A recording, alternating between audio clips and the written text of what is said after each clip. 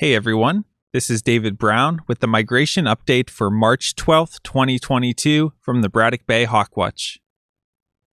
Today's update will be pretty short, so I'll give the update and then I'll answer some frequently asked questions about the Hawk Watch.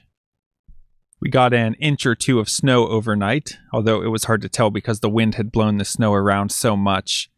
The day was mostly cloudy, a little bit of sunshine in the afternoon, and just cold overall with strong northwest winds. I walked out to the end of the boardwalk, but I didn't stay long because it was so cold and windy.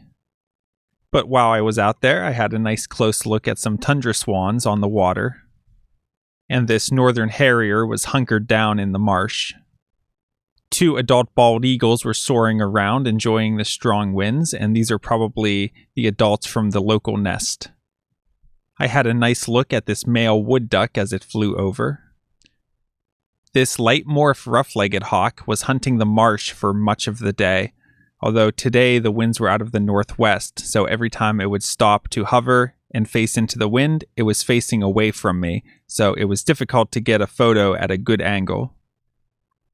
And while I was sheltering in my car, this mink scampered by through the snow, and I'm pretty sure their tails aren't supposed to be that short. If we look at the eBird list, we see that I had 36 species today, so not the greatest day, just not a lot of birds around because of the strong winds. And if we look at HawkCount, we see that today we had a total of 0 migrating raptors. Actually, I put down a turkey vulture, but then it turned around and came back, so I had to take it off the list. The only new species for the season today was pied-billed grebe. Let's take a look at the forecast. For tomorrow, we're looking at mostly cloudy, although I think there will be some sunshine in the morning. Possibility of flurries. High is just around freezing, but the day is going to start off quite a bit colder than that and then warm up throughout the day.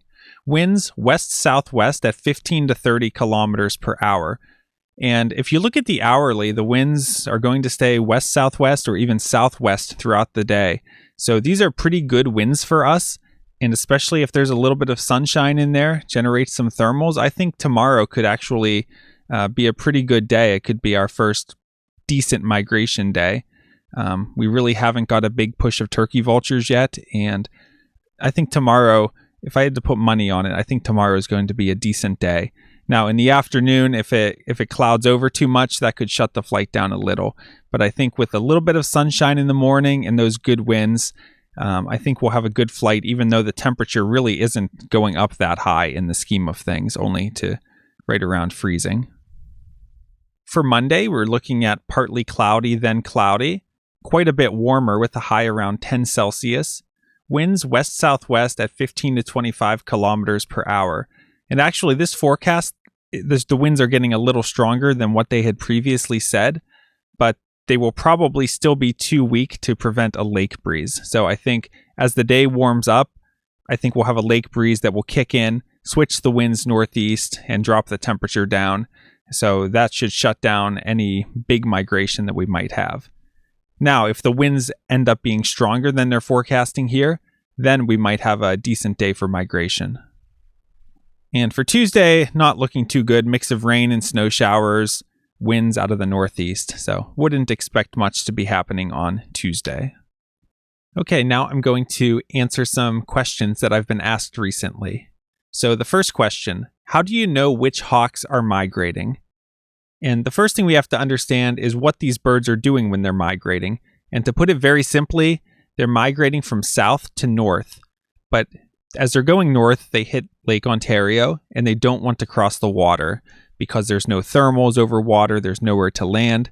So what they do is they head east along the lake shore until they can get around the lake and continue north. So when the hawks are migrating through Braddock Bay, they're coming from the west and heading east. Or with the local geography, it's really more coming from northwest going southeast. But the basic idea is that when we're standing on the platform, we're looking out in front of us, and that's the direction that the migrants are coming from. And this ties in with the second question, how do you know you aren't counting the same hawks over and over again? So we just said that the migrants are coming from in front of us, so we only count them if they come from in front of us and pass by the platform and continue on to the east. we see a lot of local raptors just hunting the marsh and they don't actually come by us that day, we won't count them as migrants. And also, if a raptor goes by and we put it down, and then later we see one of that species come back, we'll just take it off the list. Next question, what is the best time of day? I would recommend, let's say you have 2 hours to come out. I think usually somewhere between 9 a.m. and noon are the best times. Maybe come out around 9:30 or 10. So if we think of a typical day at the Hawk Watch, as early as sunrise, you have songbirds migrating, just a lot of overall songbird activity. You might have a few early raptors, some of the local accipiters out hunting. You might have some early northern harriers migrating. But once you hit mid-morning, that's when the thermals start to be built. And that's when you start to see things like turkey vultures and red-tailed hawks, especially on days when there's not much wind. They're waiting for the sun to build those thermals, which are just rising hot air. Remember, these hawks that are migrating don't want to use a lot of energy. So they like when the wind can help them, and they like when the sun can help them. That mid to late morning time is when the hawks are starting to fly, but also when they're just coming up for the day, so they're still fairly low, and you might get a better shot at photographs.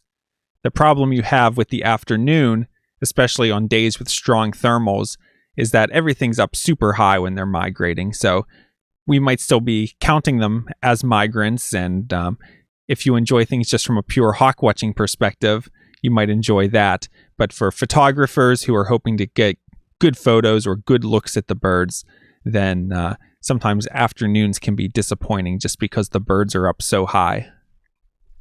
All right, that's it for today. If you enjoyed this video, please hit the like button and subscribe and hit the notifications bell so you don't miss any of these daily updates. This is David Brown. Thanks for watching.